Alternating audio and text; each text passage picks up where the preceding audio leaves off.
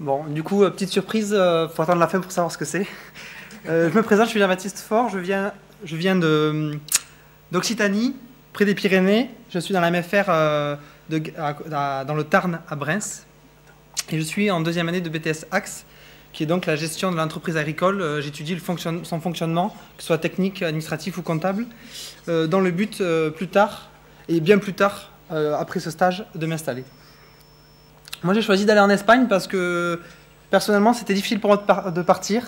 Donc, je me suis forcé à partir, mais avec quand même des facilités dans la distance. Donc, je suis parti en Aragon, en Espagne, dans la Sierra de Guara, dans une fromagerie artisanale qui transformait du lait de chèvre et de brebis. Donc, toute la semaine, je travaillais dans la fromagerie avec les deux personnes qui travaillaient. Puis, le week-end, il me faisait aller sur les foires où j'ai vendu tout seul les fromages 2, 3, 4 jours jusqu'à tard, en espagnol bien sûr.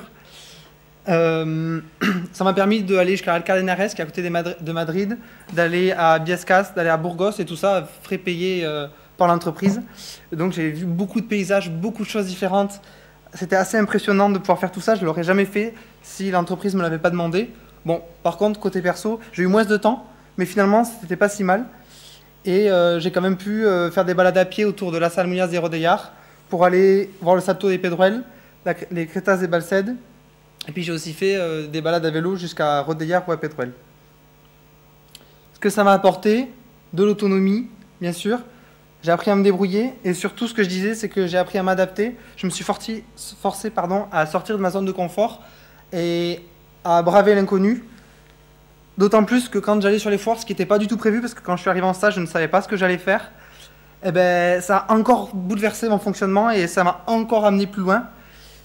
Ça m'a appris du coup aussi à relativiser, parce que le fonctionnement là-bas n'est pas du tout pareil qu'en France, notamment par rapport à la gestion des déchets qui me tient à cœur, par rapport à l'écologie en France. Comme j'étais en Espagne, je n'ai pas pu continuer à participer aux actions bénévoles dans les associations où je m'implique.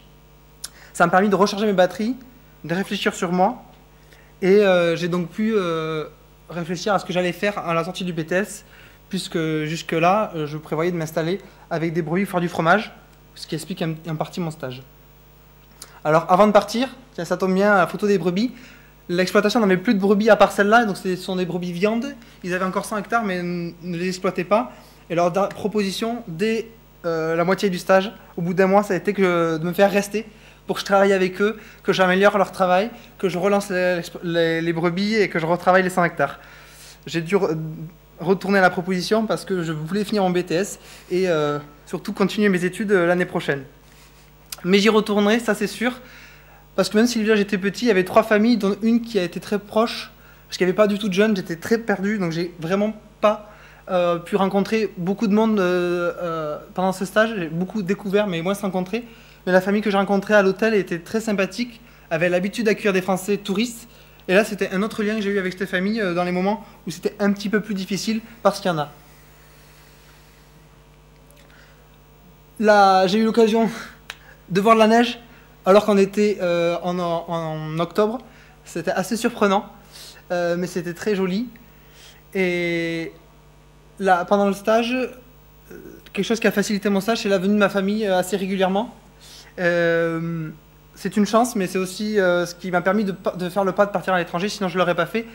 Ce qui me fait dire maintenant que la prochaine fois, je repartirai seul, plus loin, et dans un pays anglophone, parce que vu comme j'ai appris l'espagnol en 2 mois, j'aimerais bien pouvoir apprendre l'anglais de la même façon.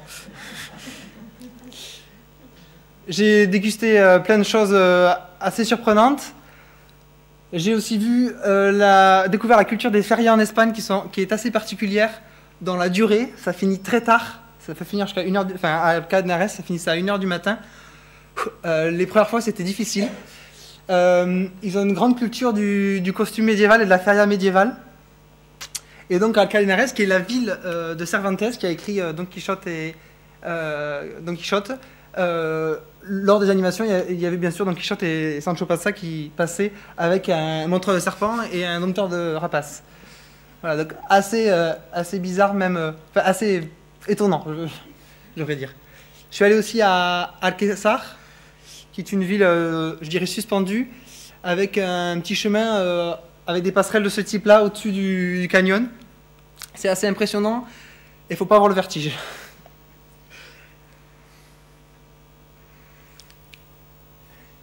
Là, c'est quand je suis allé au Salto de Roldan, qui est un promontoire qui s'élève très vite au-dessus de l'Aragon, depuis lequel j'ai pu observer des vautours de très très proches. C'était assez impressionnant de voir des oiseaux auxquels je ne m'intéressais pas forcément avant et de le découvrir là, tout seul au milieu de la nature, un endroit où on peut se ressourcer, c'était très impressionnant. Le climat est très sec en Aragon, donc c'est bronzé de partout. Mais heureusement, moi j'étais dans la montagne, donc j'ai pas eu trop chaud. Même quand il faisait 37 dans la plaine, moi à la montagne j'étais un petit peu en sécurité par rapport à la chaleur. Et j'aimerais finir sur une grande opportunité que j'ai eue, c'est de parler à la radio aragonaise, en espagnol bien sûr, et bon, c'était pas forcément une super réussite parce que j'étais un peu stressé, peut-être comme maintenant, mais je trouvais ça super intéressant que la journaliste elle soit allée à fond dedans et qu'elle m'ait laissé parler. Et donc, du coup, finir sur ce gecko. Il semblerait que ce soit un gecko que j'ai croisé sur des sculptures, sur cette porte, et puis dans ma chambre, comme on a vu sur la première photo. Merci.